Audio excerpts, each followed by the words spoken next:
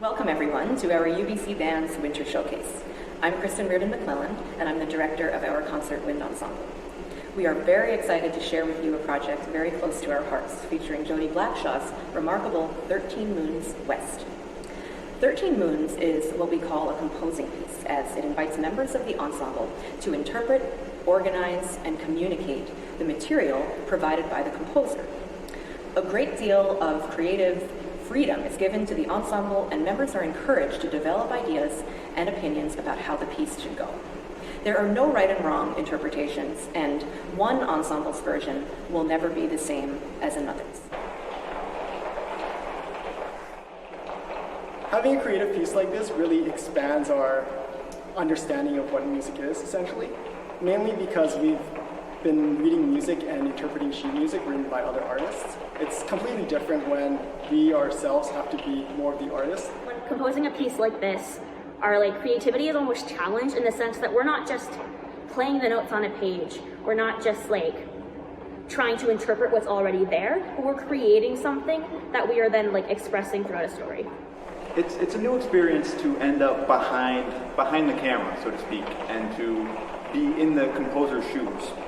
We were very fortunate to be able to speak with Jodie Blackshaw about some of her ideas behind the piece. And for me personally, that was very enlightening to get a sense of that. The fact that this band composed the piece in this particular way, and often individual members are playing ideas that they came up with during the creative process, gives them that sort of innate connection and fosters that sort of creativity and greater amount of teamwork. Concert Winds has been on an incredible journey with 13 Moons, starting back in October. The first thing that really hooked us was the beautiful book this piece is inspired by. 13 Moons on Turtle's Back by Joseph Bruchek and Jonathan London is a collection of indigenous moon stories that celebrate the wonder of nature and the changing seasons.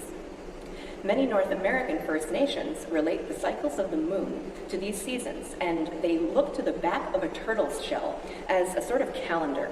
The turtle's shell has 13 large segments, each representing one of the 13 moons of the lunar year. The turtle's shell also has 28 smaller segments that go around the perimeter, and those represent the 28 days between moons. This beautiful idea that all things are connected and that we must try to live in balance with one another and all who inhabit the earth really grabbed us, and our entire creation for this piece is based on that idea. We began by learning and contemplating the musical material that Jodie Blackshaw provided for us. This includes scales, melodies, counter melodies, accompaniments, drones, transitional material, and so on. For this movement, West, we were given 3 character melodies for motifs, one for nature, one for animals, and one for humans. We were also asked to create our own melody for the atmosphere. What stood out to us immediately was the need to explore how each of these are connected. So, after several Zoom sessions, including one with Jodie all the way from Australia, as well as rather deep discussions and experiments in early rehearsals, Concert Wind students took inspiration from the number 13 and embarked on creating a composition that has 13 segments of its own. My role as director in this piece became more of a collector and organizer of ideas, a facilitator of conversation, and an enabler of experimentation. I just really like hearing everybody's opinions, because a lot of the time I don't think of these things, and it's quite interesting that one part I think that we should be quiet and soft, and everybody else is no, we need to bang it out, we need to have bright brass and huge percussion, and it's quite interesting seeing everybody's opinions.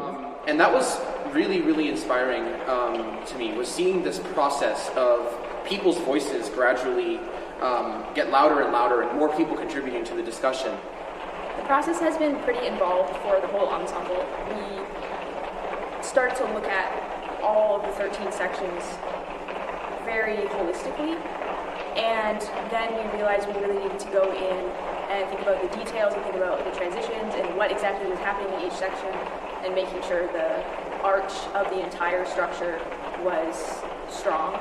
It's one thing to have ideas about structure and about shape and form, and even about some specific things, but if you don't put those together in a way that is interesting and continuous and that sounds good, you don't end up with a product that is as exciting to listen to or as exciting to play. The students chose to turn each of these melodies into sort of leitmotifs, where each melody is represented by a different instrument. We begin with the idea of atmosphere, as it was here first, before other parts of nature, before animals, before humans. Our percussionist and pianist, Leah, composed a motif for atmosphere, represented by the flute, which is present throughout most of the piece, along with atmospheric sounds, suggestive of wind, rain, and water. We then add the nature motif, represented by the alto saxophone, then the animal motif, represented by the trombone, and our atmospheric sounds on stage are enhanced with sounds of animals and trees and forests. Next comes the human motif, represented by the trumpet, and symbolically is proud sounding. But this is where things start to get out of balance, suggestive of the damaging impact humans have had over time on our natural world. The students decided that one final motif was needed to complete the depiction of our world, the machine motif, which was written by one of our trumpet players, Ben. It is with the addition of machines that we reach a point of chaos and a point of unbalance that really can no longer be sustained, and so everything comes to a screeching halt. It is only then that we can begin the process of learning to live together in harmony. The interpretation came gradually as we went forward with the creative process, and students would come forward with their ideas of what each section meant. Ultimately, I think we wanted to tell a story because stories are interesting. And we sort of tell a story about our generation's perspective of nature and its relationship with humanity. I think our interpretation is multifaceted and multidisciplinary in the sense that there isn't sort of one goal of what we're trying to say. Sure, there's the overarching narrative of mankind gradually overtaking nature and then learning from its mistakes and learning to coexist. But at the same time, I think we're making other statements within the music itself. The fact that we're playing a piece on traditional Musqueam territory, and the fact that this piece has a performance with a connotation of being isolated and shut down as a result of the pandemic. Our experience and our message behind the piece transcends any sort of one meaning or one goal. The ideas portrayed in the second half of the piece show that we are stronger together. We are capable of picking up the pieces, that reconciliation and regrowth are possible, and that we truly can live lives that are more reflective and thoughtful. We discuss at length the idea of awareness and harmony in all areas of our lives, with particular appreciation and respect for Indigenous ways of knowing and principles of learning, that all elements of creation can teach us, that learning is holistic, and that it is a journey that takes courage, patience, and humility. So you will hear each of the motifs redevelop and come together in new, more connected ways. Throughout the piece, 3 moon stories are featured: Moon when acorns appear, Moon when wolves run together, and Baby Bear Moon. The piece ends with the singing of a gorgeous chorale, with music again composed by Ben and text by Elizabeth, our bass clarinetist. The chorale weaves together the motifs, some text from the moon stories, and also features original text from Elizabeth that we have found so deeply meaningful. The thing that I found the most inspiring about this piece was the fact that each person was able to contribute a part of themselves to the performance, not only in terms of what instrument they played, but also in the actual creative process. You see people work on simpler goals. Fairly common, right? People sign a petition, people show up at a protest. Very important things, but it's rare that you see a process where people's ideas end up so directly and explicitly implanted on the final product. And so that's been a really inspiring moment, and it's really unlike really anything else I've had the chance to experience. Through this piece, it inspires a lot of that kind of learning where we all work together, we all learn from each other, and in a way we can create our own story, and I think that's just a really important lesson to have. In a year when we have seen so clearly how much we take our regular lives for granted, we have been extra thankful for the opportunity to make music together and to open ourselves up to the incredible and vulnerable experience of creating our version of 13 Moons West.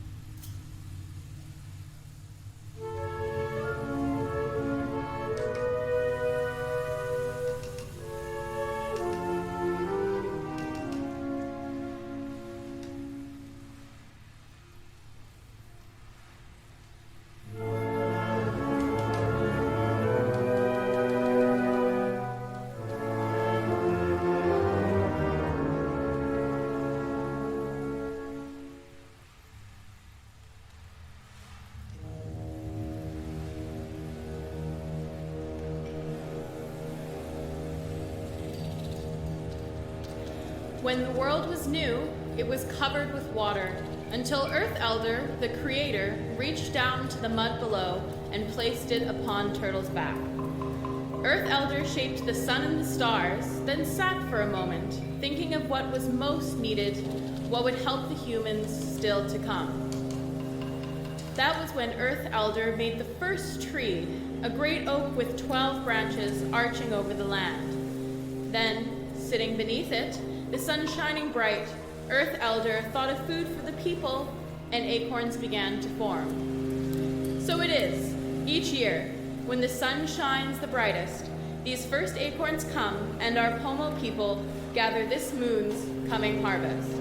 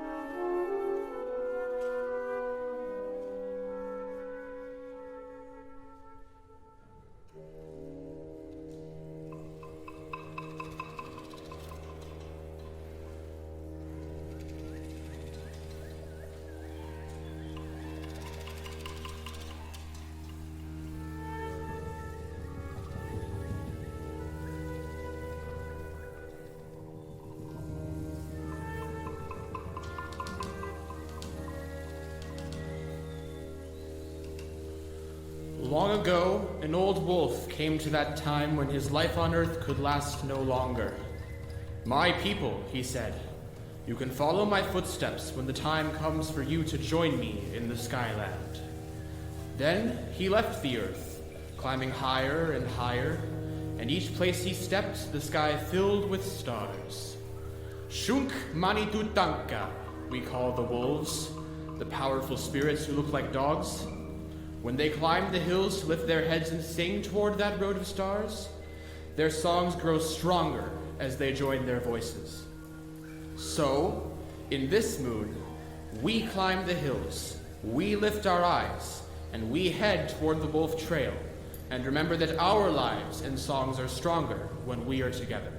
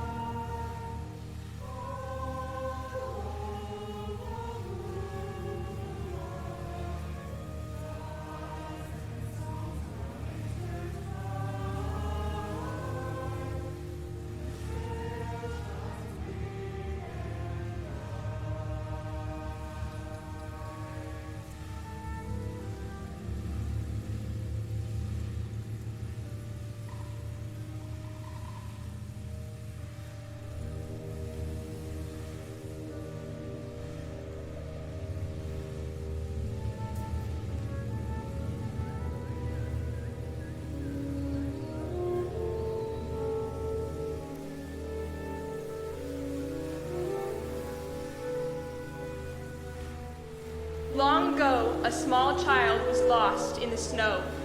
We thought she had frozen, but when spring came again, she was seen with a mother bear and her small cubs. She had slept all through the winter with them, and from then on, the bears were her family and her friends. When we walk by on our snowshoes, we will not bother a bear or her babies. Instead, we think how those small bears are like our children. We let them dream together.